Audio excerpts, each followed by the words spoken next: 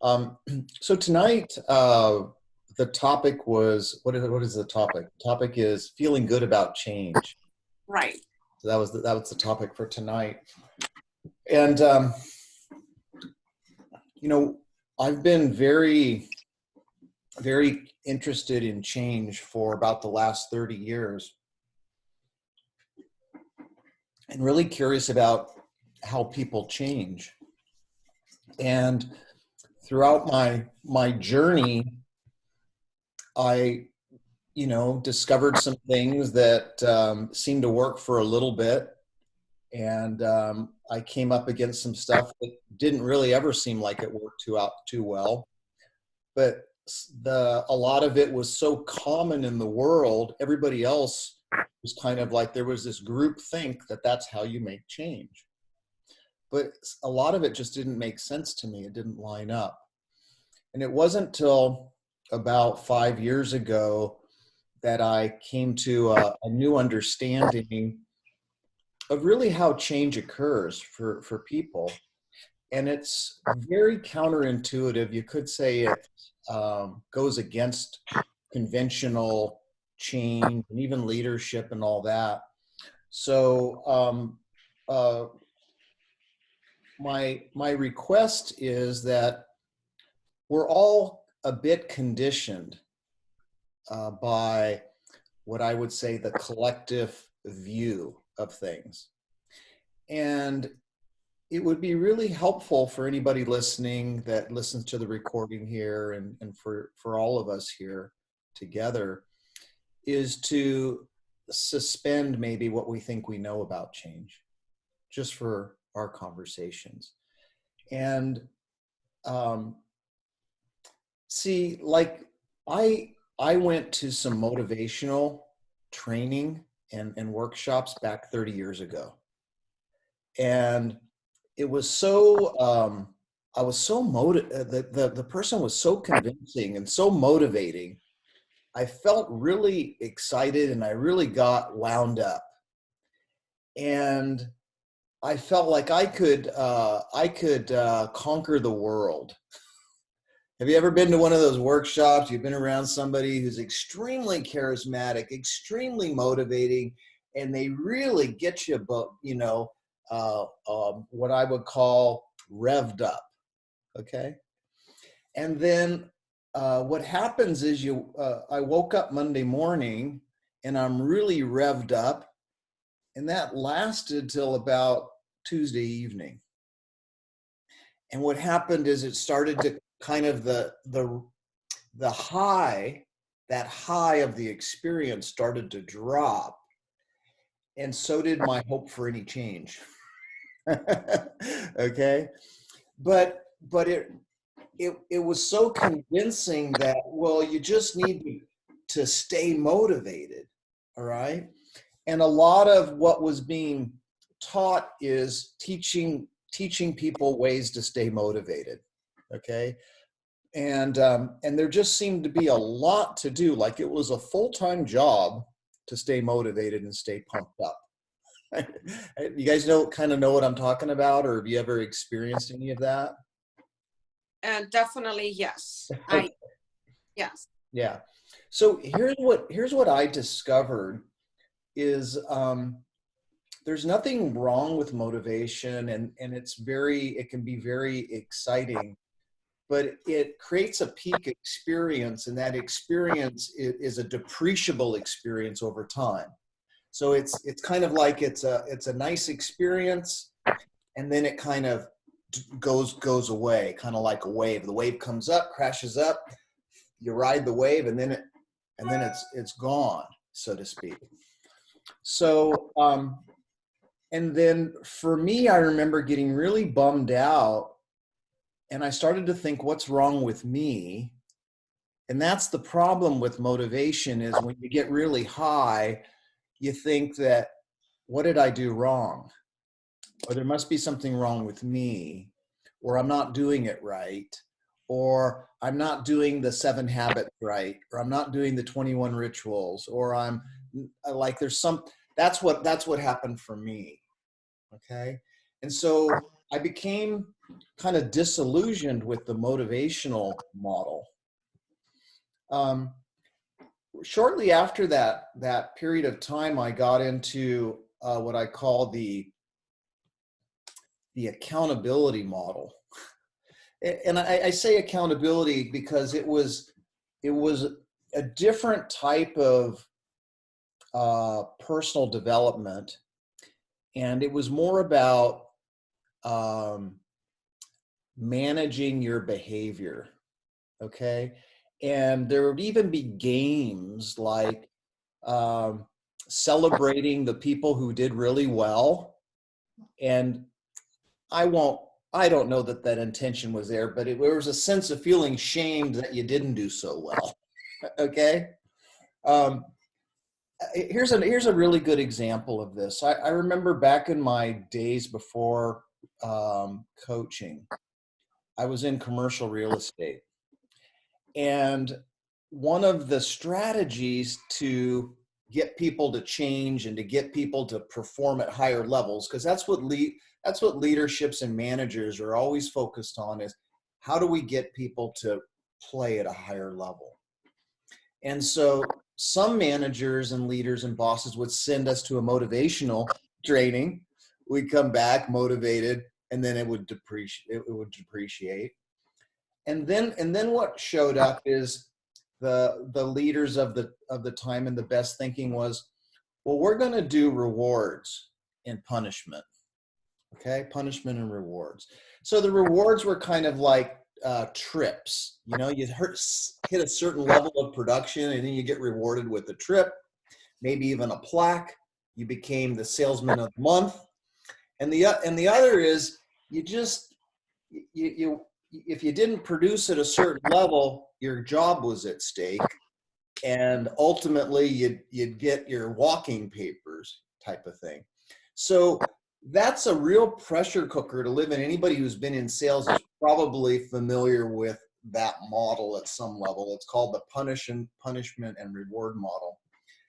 The problem with that model is that it was really geared, like all these models are to get your lower producing people up to a higher level. Okay. But with the punishment and reward system, the people who are already producing at the higher level were getting all the rewards. Okay. And the people that the programs were meant for were just getting more and more depressed.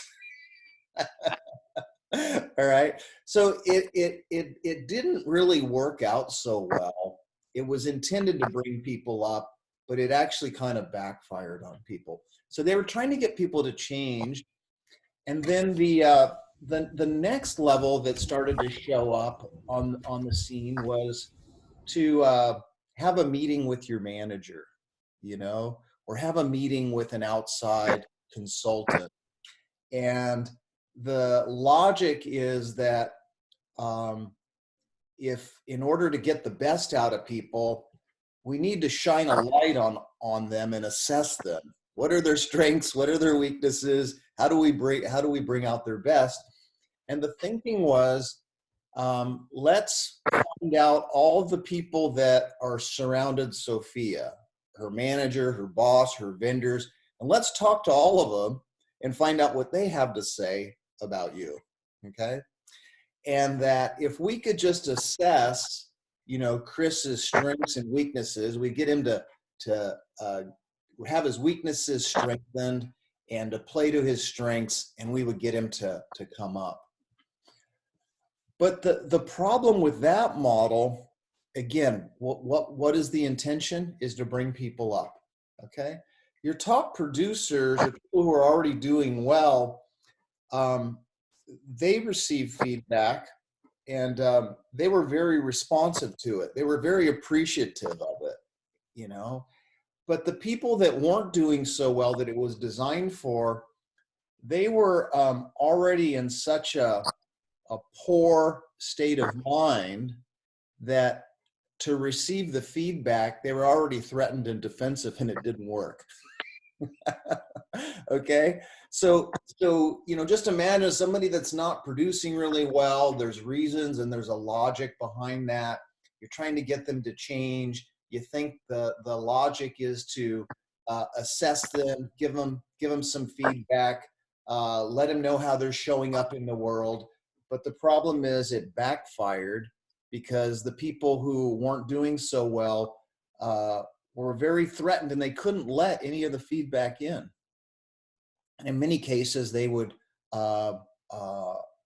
end up quitting. All right. Are you guys with me? Yes. All right.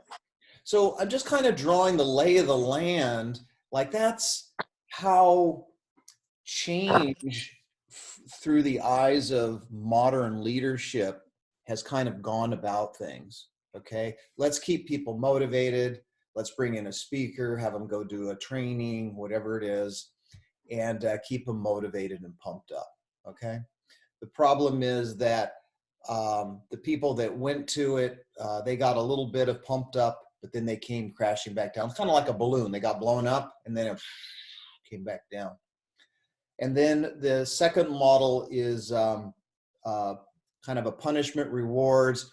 If you meet a certain quota, you're going to get gift cards, you're going to get a vacation, you're going to get all this stuff, you're going to get a plaque, you're going to be in the president's circle. So it was like people's desire to be recognized, they thought would bring out people's best. But it kind of backfired because the people that were at the top just got all the rewards, and the people at the bottom didn't get anything. They didn't get any recognition. So it didn't help very well. And then again, the third is kind of feedback, is the feedback model. How you bring out the best is, and this is, you know, a lot of what I learned originally in coaching is giving people feedback, really sitting down with clients and assessing. We call it a SWOT analysis, both on a personal level and a business level. A SWOT analysis is to assess a person's strengths, weaknesses, the opportunities that they've got going that they may not be seeing, and the threats, the potential threats to what's going on for them. So that's the the feedback model, if you will, or the assessment. And then I got distracted with Cameron. He just came on here. Welcome, Cameron. How are you, brother? I'm doing well. I'm doing well. I'm just talking about kind of the history of bringing out the best in people from a leadership model. How do people change? What has been traditionally the common or the cultural norms of what people innocently thought bring out the best in people. And you being in real estate, you know, have probably see this. And what I was talking about is that originally it was thought that people would change. I lost my train of thought now. What was the first one I said? The model? This is a test now. I was kind of stuck on the second one was the punishment reward. Right. So the first one was the first one was the motivational. Motivational Yeah.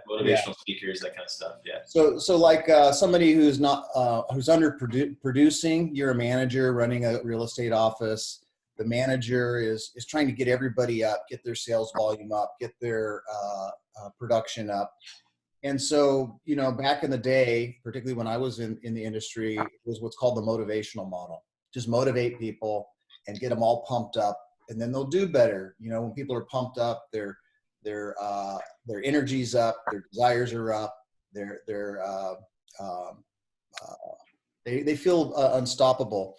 And what I was pointing to, Cam, is that the only problem with the motivational model is that it's a depreciable experience. So you go off and you do a training or whatever it is, and you get pumped up, you're in a higher state, but it's a depreciable experience, much like a balloon. You get blown up and then it comes back down.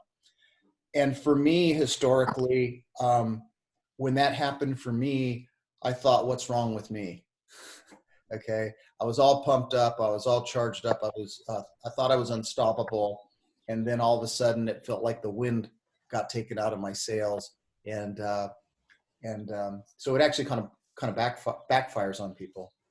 And then we talked about the rewards and punishment model to get the best out of people. You know that one, Cam, as a parent, you know, you're bribing your kids or punishing your kids, trying to bring out the best. And that typically doesn't work so great either. And then the feedback model, you know. And so what we're talking about goes from parenting to managing to leading is, you know, feedback isn't so great either. You know, in fact, I was so happy to see this, and many people wanted to argue, but I was so happy when I saw on the cover of Harvard Business Journal where the cover says, feedback's not a great idea anymore. So feedback is kind of fading. And one of the reasons is that, again, the people who are already in a precarious position with their productivity, you could say, and that's where we're going to, they have a precarious state of mind. People are low producing, not because of they don't have the ability, it's because they have a compromised state of mind.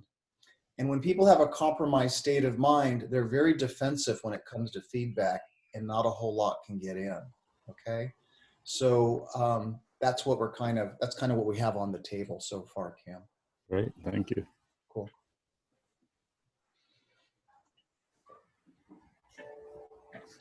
So what we want to start to explore is that motivation, reward and punishment, and feedback would actually stand a chance if there was an understanding underneath it. Okay, so why is motivation helpful? It's not because they're all pumped up. It's because they get some fresh thinking that happens. They become they start to get into a higher state, and they start to see possibilities for their life. They start to become hopeful. They're very energized, and in that energized state, they get fresh thinking. Okay, but what they don't realize is that's where people change is from thought, not through getting motivated. It just looks like the motivation from outside in, from, you know, running or lifting weights or dancing or whatever it is, it looks like that's the cause of the change or the cause of the hopefulness or the feeling of being unstoppable. But that's not why people feel so good. What happens is through those peak states, some fresh thought comes in, and they start to become more hopeful, and they start to see the world as more possibility. But when their mood drops, here's what's really fascinating. When their mood drops, their thinking goes with it. Okay? And they don't understand that that's all that's happened. And so without understanding thought, people like myself think that there's something wrong with them. And all that's happened is they've had a change of heart, or they've had a change of thought in the system. Okay, and punishment and reward. If people can get really excited about and see it as a possibility that they would get the reward, or that they actually, I was talking to a client earlier today, and we got to talking about something one of my mentors shared with me, and it's about how to create anything. How to create anything, from a nice marriage to a nice relationship with your kids, to a business opportunity, to whatever. It doesn't matter. It's the same formula. And the formula for creation is really, really simple. It's a high level of desire. Number one, you have to have a high level of desire. And that's the problem. Why people struggle with change is they have a low level of desire. They have a low level of desire. All right. The second ingredient for creating anything is to see it as a real possibility for yourself. So you have to see it as a possibility. You have to be able to see the light at the end of the tunnel. And if you can't see that, it's really hard to create something. Okay. And then the third thing my mentor shared with me for the creation formula is, number one, the desire.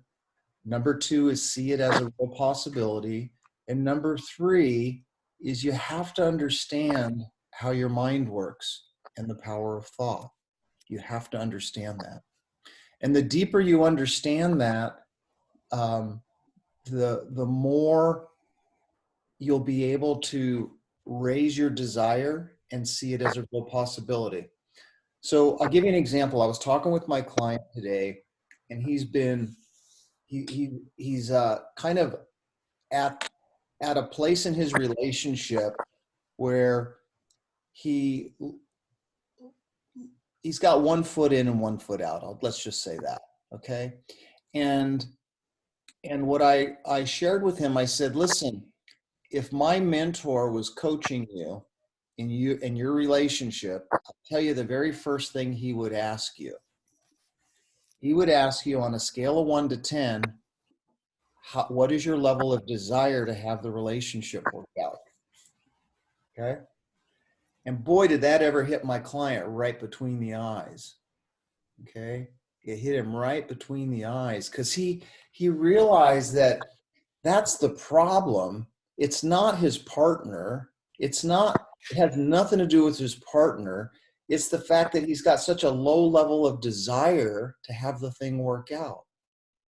And if he had a high level of desire, he'd be all in. He'd be all in. But it's the same thing with our careers, starting a coaching practice, building a business, building a team of people. You have to ask yourself, start with the question, on a scale of 1 to 10, how bad do you want it? How bad do you want it? Now, many of my peers have pointed to the fact that if they're not at a level 8 on their desire, then they're wasting their time. Okay? Why bother? Why bother? And what's promising about the conversation that we're in, and what's promising, I told my client, what's promising is, even if you have a low level of desire for your relationship to work out right now, that's okay. It's okay. Because all you need is number 3. All you need is a deeper understanding. You just need to understand how your mind works and the power of thought. And in this example, what we discovered in our conversation earlier today is that, and this wasn't just in his relationship, is when he focused on one thing, he was always looking for something else. Okay, and in his own mind, he came up with, the best burrito in town, down the street, and he started to have an insight. He started to have an insight that, as soon as I go for that burrito, I think of another burrito stand down the corner that might have a better burrito. All right. And so, what I shared with him in that moment, and he had a bit of an insight, what I shared with him is, the problem isn't your relationship. The problem is you have an untrained mind. You have an untrained mind. And what he saw is it wouldn't matter. See, it didn't matter what it was, whether it was a car, a girl, a career, business, whatever it is. He had this thinking that wouldn't allow him to be at an 8. Something would always be distracting him and taking his attention off something else. Okay. And so I said, here's the deal. That's why I'm so hopeful for all people in relationships and careers, is a simple understanding. Because if you can see that all that's happening is that you have an untrained mind and that you have compromised thoughts in the system that's preventing you from being all in on your relationship, that's all that's going on. If you could see that more deeply, your level of desire would naturally rise. Okay? And he saw that. He started to see something. All right. And as soon as somebody's desire goes up, it impacts number two, and they start to see the possibility of things working out. Because that's what happens when people's perspective rises. They start to see it as a good fit. Okay, it's kind of like that. If you've ever bought something that was a little bit expensive and you're kind of doubting it, but then once you got it, started justifying all the reasons why it was a good idea, Well, it's the same thing when your desire for something goes up and you're all in, you start looking for evidence that supports your decision. Okay? And so you start to see it as a real possibility. All right? Okay. And then the third thing is just understanding how the mind works. And understanding how the mind works, and that thought plus perspective is what's required to feel good about change. Okay? So thought plus perspective is what's required to feel good about change. All right? So I'm gonna talk about that now for just a moment. And when we look at change, any type of change, whether it be within the relationship or business or navigating what's happening in the world right now, there's three different types of thinking, and I would say three different types of perspective. And the first perspective for change is to resist the heck out of it. Okay? So when people are resistant to change, they're resistant to grow their business, they're resistant to work on their marketing, or they're resistant to expressing their feelings to their partner, or whatever the case may be. When people are resistant, okay, their perspective is all they see is problems. Okay. So when people are resistant, their perspective that comes with that is problems. Okay. You can't see solutions when you're resisting things. All right. You can't see solutions. You can't see opportunities. It kind of comes with the territory. So, in my own scenario here, I got notified on May 2nd from my landlord that he wouldn't be renewing my lease at the end of June. And after 7.5 years of living here, I would have to find another place. Okay. So in the beginning, my head was spinning. And I was in resistance. I was in resistance, not intentionally, but I was in resistance. It's like, oh, this can't be happening, not now, whatever it is. And see, when a person's in resistant thinking, all they can think about is problems. They don't see any solutions. It felt like the world was on my shoulders. It was really horrible, and it's a horrible feeling. And it's not a good place to make change from. Resistance is not a good place to make change from. Okay? It's hard. It doesn't feel good. Okay? That in itself is really, really a big point I want to make, is that you could potentially make some change through kicking and screaming, but it's just not going to feel good. And I'm going to suggest it's going to have negative implications. Okay. All right. So I don't recommend that form of change. Okay. The second stage, if you will, or perspective of change is what I call acceptance. Okay. And that's what ultimately happened for me is I came to accept my situation. Okay. I accepted the fact that I'm going to have to move. I'm going to have to start looking for places. And what was really interesting is in that moment of acceptance, um, I started to take action. I started to take action. And I reached out to a friend and a couple of friends and let them know that I could use some help. And they started to help me. And so I started to, a change started to occur via accepting things. And that's a little bit nicer. It's a little nicer feeling than resistance, but it's still, it, it's acceptance, accepting change and accepting a situation. The only challenge with that is that there's no room for possibility. Okay. It's kind of like, yeah, I accept this for how it is. I'm going to kind of have to do what I got to do, and I'm going to make it work type of thing. And I mean, these are the conversations that people have in relationships all the time. Two people are at a crossroads, something has to change. One person's resistance, digging their heels in. They can't see solutions. All they see is problems. Okay.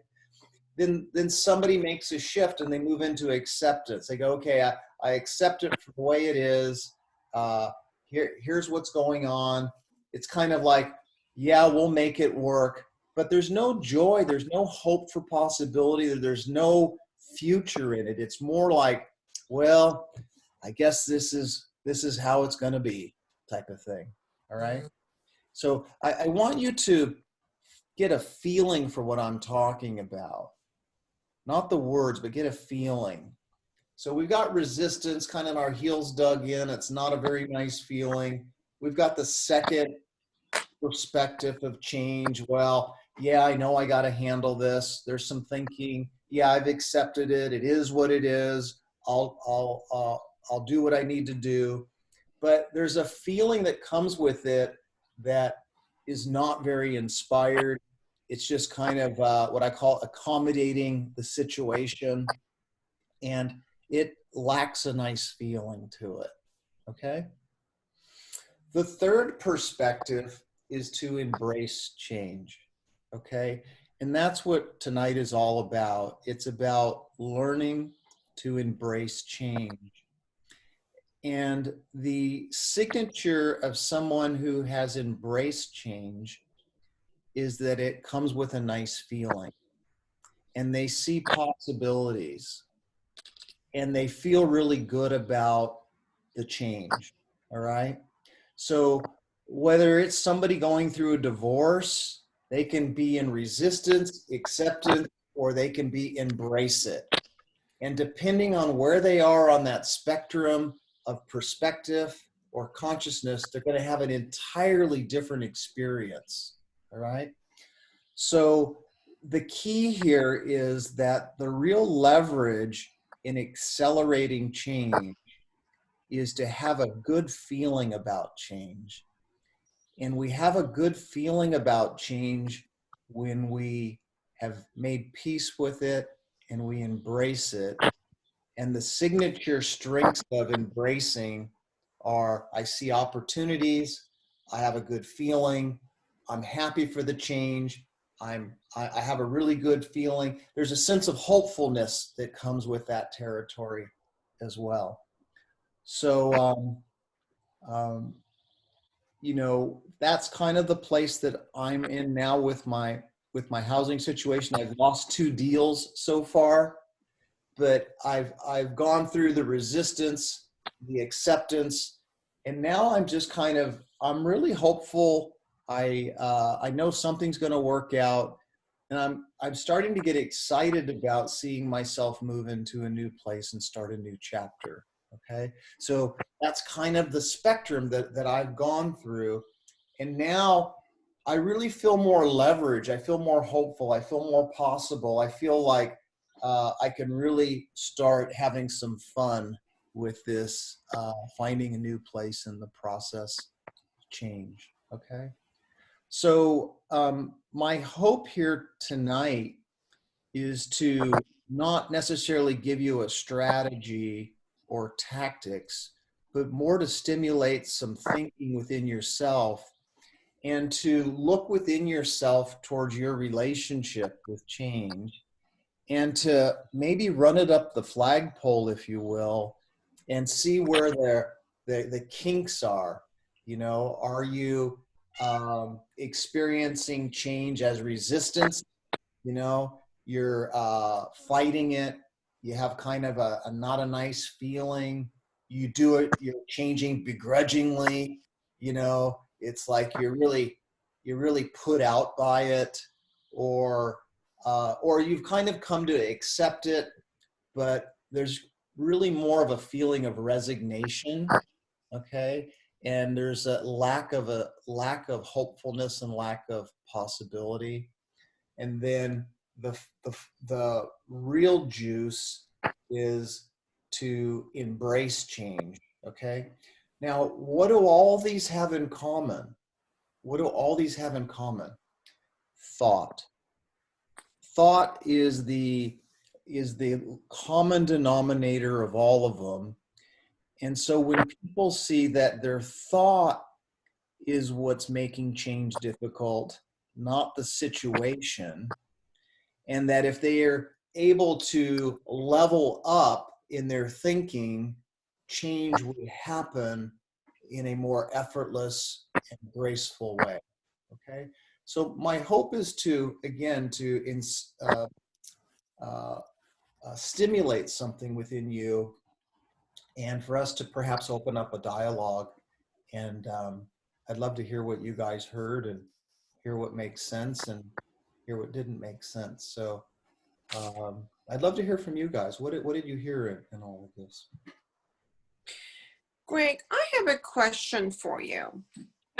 This was very interesting and really touched my heart in a lot of ways tonight, especially the perspective of the change and the 3 levels of it. As you know about the history of my life, my question to you is, my perspective of change really and looking into life has really changed.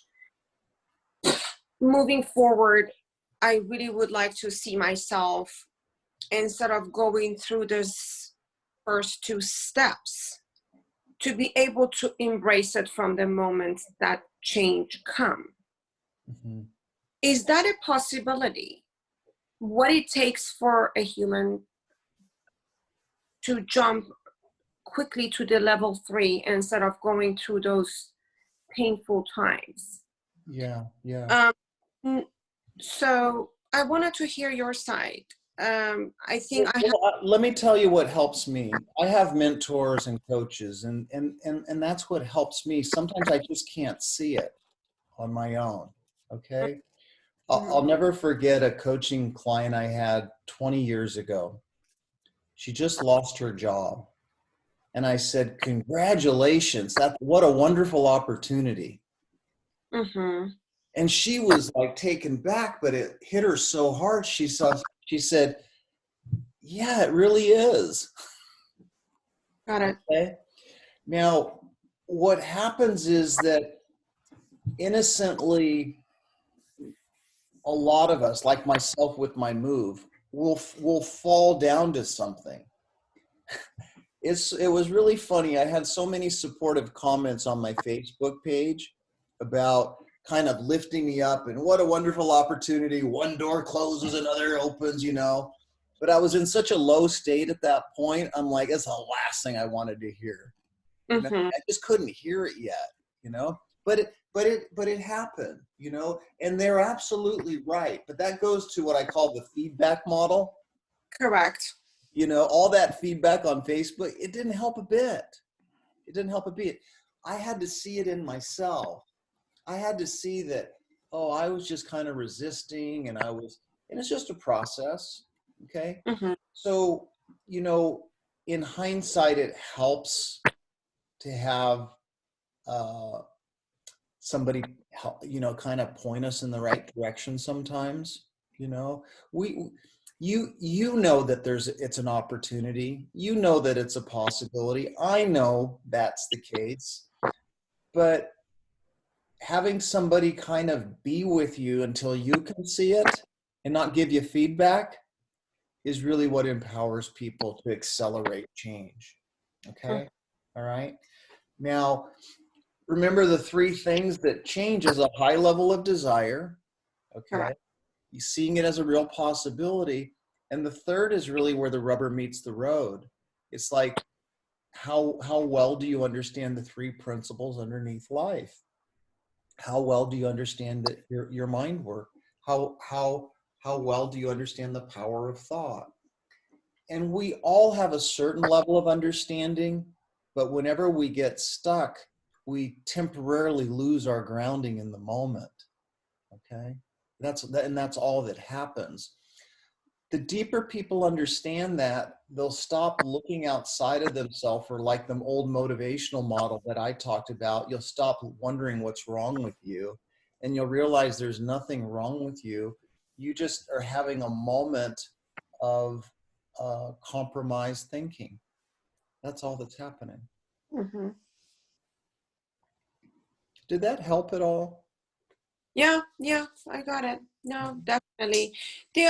Chris, sorry, if you have any question, go ahead. I have one more question for Craig. Yeah. More, what I'd also like to hear is, like, what did you hear in all of this? Like, I love the questions, but what did you hear? What touched you? Well, I could say for me, it's always surprising. It's just like the word effortless, just comes to mind, and how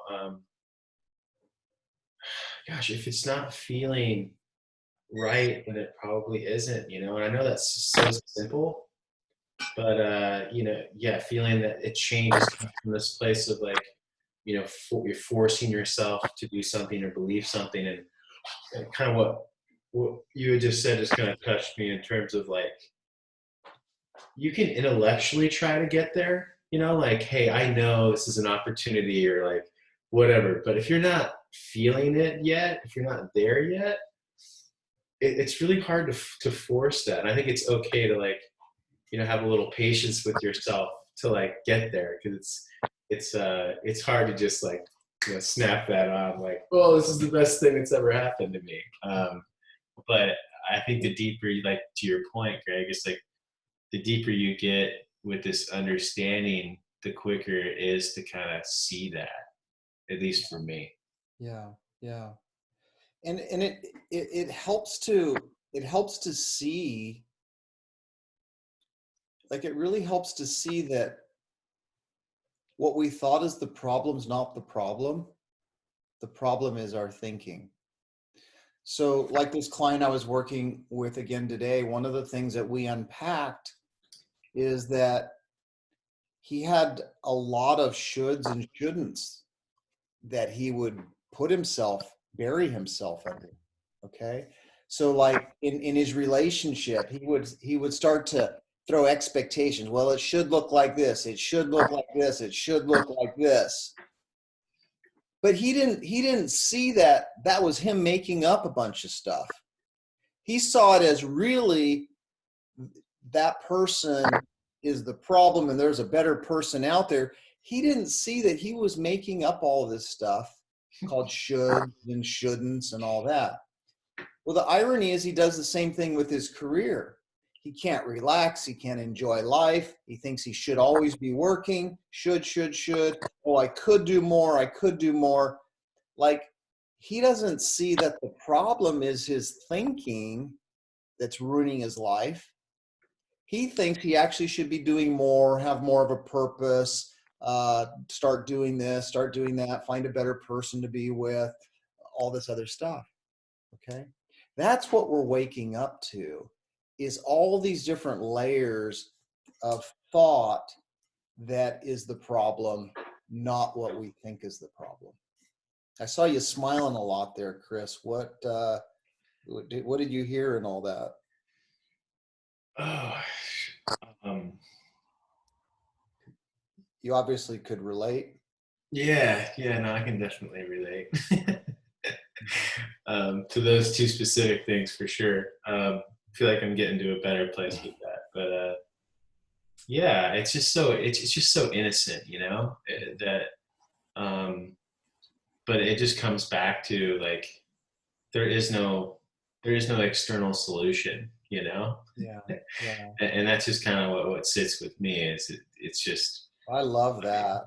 I love that. There is no external solution. Change, you don't change from the external. You only change from the internal. Yeah. Hi, yeah. Carla. Hello. Hello. Hi. Hi.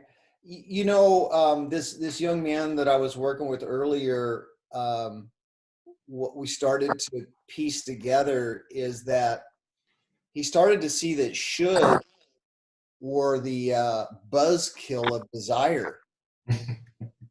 It's like, oh my God, like, are you kidding me? I have a low level of desire and shooting all over that relationship, certainly not helping raise the desire.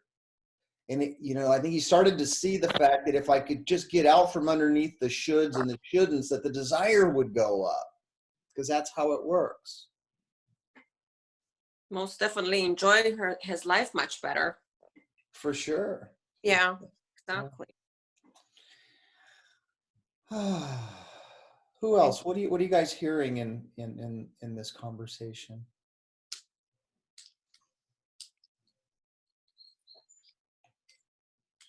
I will share. Sorry, I couldn't be on video.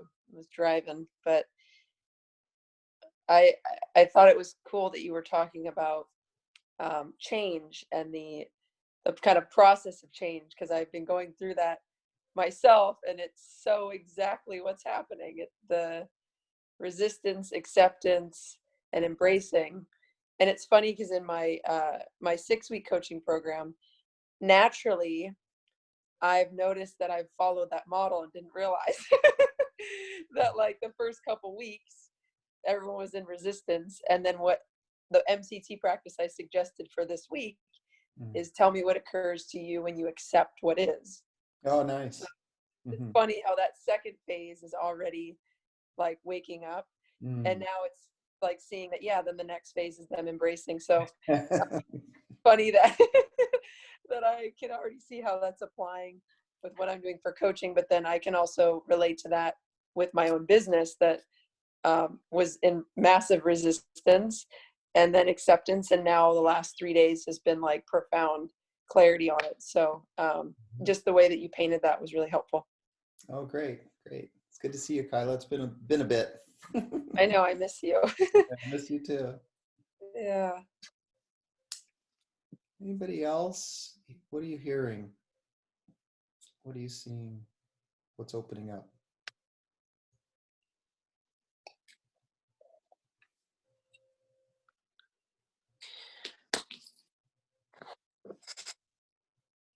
One of the things that it's just when I listen to all the things you shared tonight is even if you try your best to be in that momentum of feeling good, you sometimes have external forces that causes you to, take yourself from that good change and come back to the old ways. I just learned so much tonight that I have to be responsible about my own thoughts and not anybody else influencing it. Yes. You got it. Like that's a huge insight right there. Mm-hmm. That's huge. And what goes with what comes with that territory, Sophie, is that when I see that, and here's a maybe a different way to look at it, a deeper and a better way, is I'm just on to thought. I'm on to the nature of thought. And it has implications that thought can cause resistance, thought can be the cause of acceptance, and thought can be the cause of embracing. Okay? Now, what I don't want people to do is to try to think differently, to try to do anything. All you have to do is, like you said, be responsible for that's what's going on. That's what's going on. And even myself, when I get caught in resistant thought, I'm onto it now. I'm in resistant thought. I know this isn't going to play out so well, but it is what it is. And then it's almost like it's almost like the more we understand the principles, the quicker this process speeds up on its own. We actually go through resistance, acceptance, embrace. Okay, the deeper we understand this, and you know, I gotta think, you know, 10 years ago or 15 years ago, it would take me a year to resist, accept, and embrace my move. It would take me a year, you know. Now I can handle it in about a week or two, you know. So that's a learning curve that when we start understanding how our minds work and the power of thought, we're on a very fast learning curve that speeds up our growth, okay? Without us trying, without us doing anything. And Sophie, there's the other people here on the call have been part of this conversation a little bit longer, but what you're seeing is what we've all seen. Gotcha. And the deeper you see that and the deeper you understand it, the better, okay? And what happens is you'll start to see that, oh shit, my thinking is creating my experience and my perspective. True. Okay. All right. And it looks like the irony is it looks like my environment, or it looks like something going on around me, either in the world of my affairs, you know, people, you know, the changes that are going on in the world. It looks like those are the things that are causing me to feel a certain way or experience life a certain way. And so when people understand how their minds work and that thoughts creating their experience moment by moment, they naturally start taking 100% responsibility for their life. Okay. Now, what do I mean by that? I'm not talking about, see, there's a lot of people that misunderstand 100% responsibility. I'm 100% responsible for everybody around me and all this.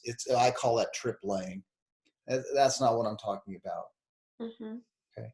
I'm 100% responsible for my experience, given my understanding of thought. Okay. Now, a 100% responsibility is not a license to blame yourself for your experience. It's 100% responsibility where you understand what's going on in the source of your experience. Okay. Now, when people start to put this together via an insight, they're empowered. They're truly empowered. Okay. And that's my intent for all of us here tonight, whatever our understanding is for you to feel more empowered by understanding how your mind works and the nature of thought and the power of thought.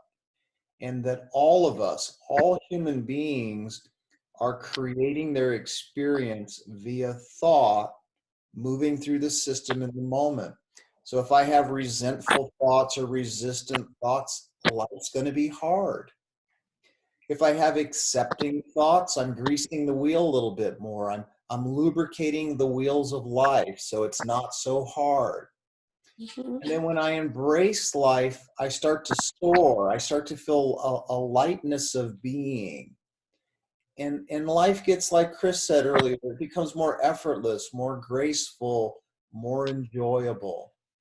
but it's all grounded in the same understanding. And that understanding for me is a lifelong journey that has changed my life. It's changed my life. And it's changed many of the people here on the call's life.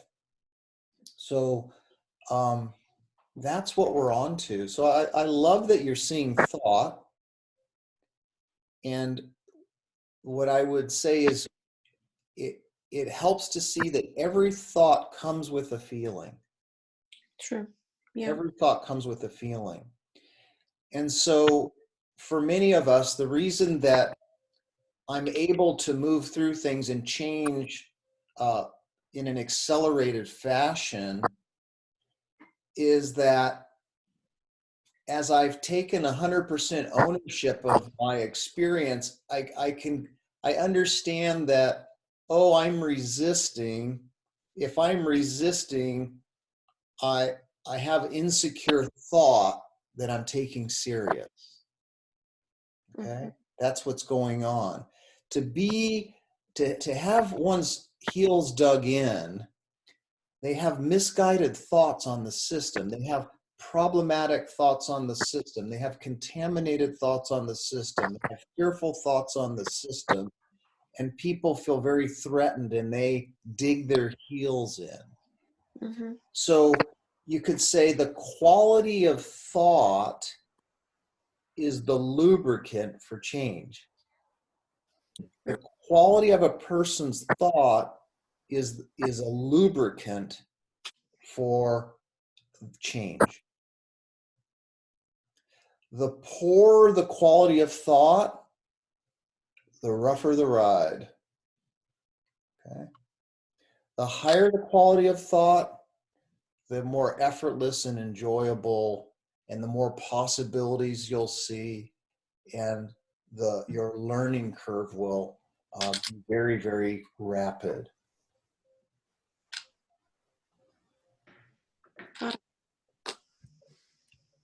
Thank you. You're very welcome. I'm so glad that you're here with us tonight. Thank you so much.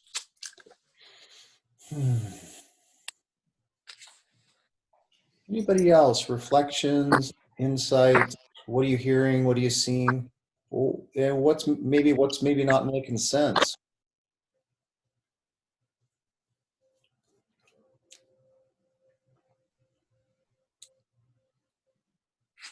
I would say, I just, go go ahead. ahead. No, you go ahead, Kyla. Go ahead, Cameron. I was just going to say, one sentence you just said about the quality of thought is a lubricant for change. That I've never heard you say that. That was epic. I don't think I ever have said it. Yeah, I've been around you now for a year, and that has never come out, and I love it. Oh, good. Yes. I was just gonna say, I mean, thank all you guys for your insights on here. There's been some good stuff said. And Greg, kind of my walk as we've been working together. But what really landed for me a while ago, in just kind of moving into more of I guess a default acceptance, right? So we'll call that level 2, was the futility in resistance, right? Because whether I'm arguing with my wife or I lost a deal, whatever the case is, my resistance to this change is always over something that's already happened. So sitting in that resistance, I akin it to like, okay, so I just tripped over a rock and now my mind wants to like turn around and argue with a rock. Yeah. I'm not going to argue that rock from not being a rock or not being where it was. So now I'm working on just like, oh, what up, rock, and picking it up and eventually, embracing. I'll end up throwing it in my garden and I'll love that rock.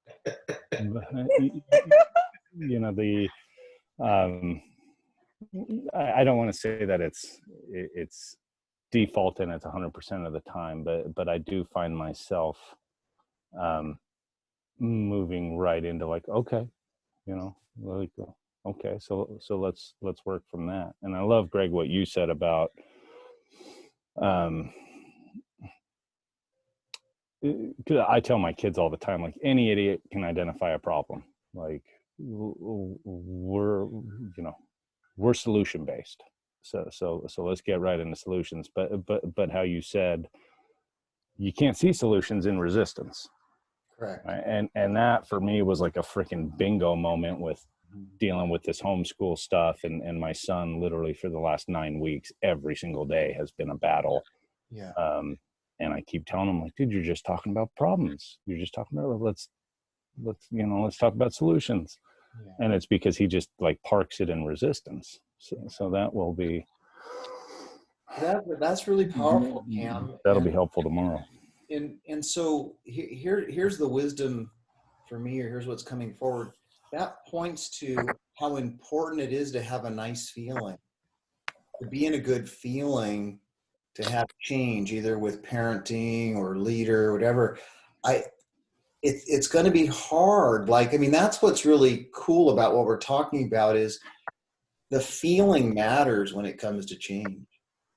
It really matters. And if I get stuck in gridlock or resistance, it's going to be hard, and somebody's not going to like it at the end of the day, so to speak. So that was one thing that came up. The other thing that's occurring to me is the spiritual nature of the principles and what they point to, the spiritual nature. And it's like, for me, it's really hard, and I resist change when I put too much value in the world of form. Okay? I want form to stay the way it is. Okay?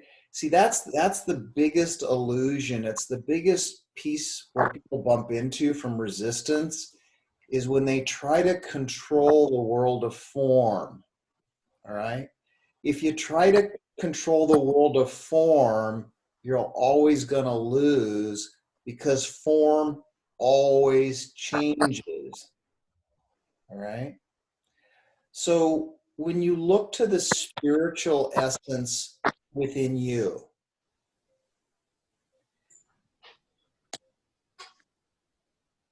there's something that occurs for me when I look towards the spiritual nature of me.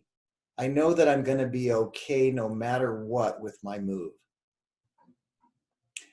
That is the ultimate lubricant, is looking towards my spiritual nature, to the constant, never changing, the eternal essence of who and what we all are, that we're always already okay no matter what. And that, in my mind, is the ultimate lubricant. And so when I can look in that direction, that's what helps me embrace change. That's what gives me the oomph, the courage to embrace change, because I know that I'm always already okay. And that there's something within me that's for me and with me, with whatever I'm up against.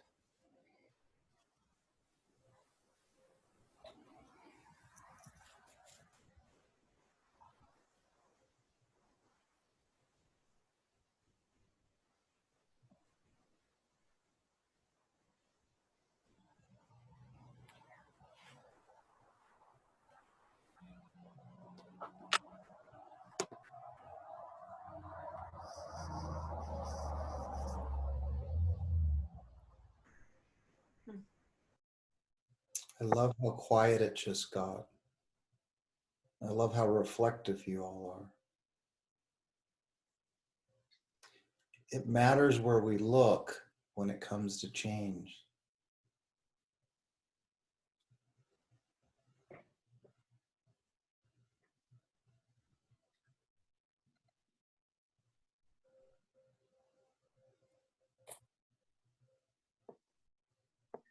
Our bodies are changing. No need to resist it. Our thoughts are changing. No need to resist it. Our cars are going to go to the car graveyard sooner or later. All relationships ultimately end because people die. So it's like, that's the embracing of life. It's like life's just change in the world of form, but underneath it, there's a changeless, formless energy that's constant throughout this experience of life. And the deeper we realize those two, the more graceful we are in this experience of life.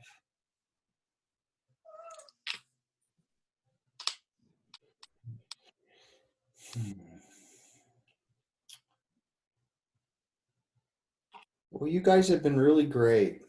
Really great. I appreciate you guys being here tonight. I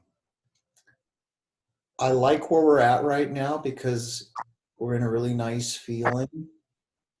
We've touched on how change looks to the world, you know, and how many people are going about it in a way that doesn't really work. And we exposed that together. And then we looked at 3 different levels of change to kind of get a sense of where we're at. And we see that the real leverage in change is to feel good about it, to feel good about it. Whatever it is, to feel good about an animal passing, to feel good about a person passing, to feel good about our situation.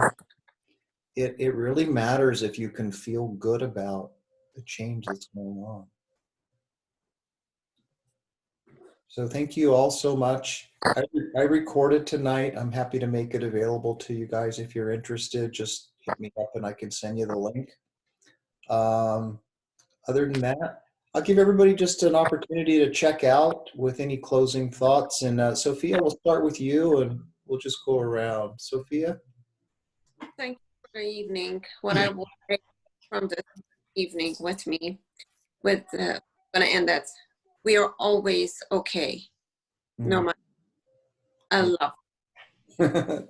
Nice, nice, beautiful, beautiful. It's true. It's true. Yeah. Great. Mr. Wilson, closing thoughts for tonight for you?